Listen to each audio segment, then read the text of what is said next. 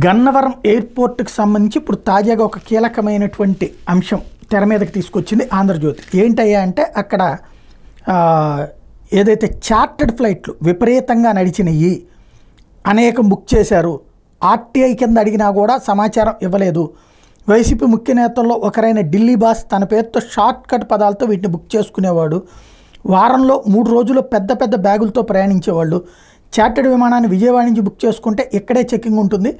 ఆ విమానం దిగిన చోట ఎట్లాంటి తనిఖీలు ఉండవు. విజయవాడ విమానాశ్రయంలో తనిఖీలే జరిగేవి కావు. పైగా ముఖ్య నేత కారు నేరుగా రన్వే మీదకి వెళ్ళేది. రన్వే దగ్గర రాష్ట్ర ప్రభుత్వం నియమించుకున్న స్థానిక పోలీసు అధికారులు ఉండేవాళ్ళు. వచ్చిన బ్యాగేజీలను సోదా చేయకుండానే ఆయన విమానాల్లో లోడింగ్కి పంపించేవాళ్ళు అన్న విమర్శలు ఉన్నాయి. రాష్ట్రపతి, ప్రధాని, సీఎంలకు మాత్రమే నేరుగా రన్వేపైకి వాహనాన్ని తీసుకెళ్లే అవకాశం ఉంటుంది. కానీ ఇక్కడ వైసీపీ ముఖ్య నాయకుడి కారుని పంపించేవాళ్ళు. ఎయిర్పోర్ట్లో ఎస్పీఎఫ్ భద్రతా విభాగం ఉన్నా కూడా అప్పటి ప్రభుత్వ ఒత్తిడితో వాళ్ళు పెద్దగా పట్టించుకునేవాళ్ళు కాదు.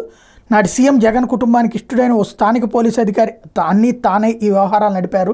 అట్లాగే ఎయిర్పోర్ట్ డైరెక్టర్ కూడా ఇందులో భాగస్వామి అన్నటువంటిది ప్రొజెక్ట్ చేసుకొచ్చింది. డబ్బులు బ్యాగులు కొద్ది డబ్బులు తీసుకెళ్లేవాళ్ళు బెంగళూరుకి, హైదరాబాద్కి ఇట్లాగా అన్నటువంటిది. మరి దీనికి సంబంధించి ఎవరు దర్యాప్తు చేస్తారు, ఏం చేస్తారన్నది చూడాల్సి ఉంది.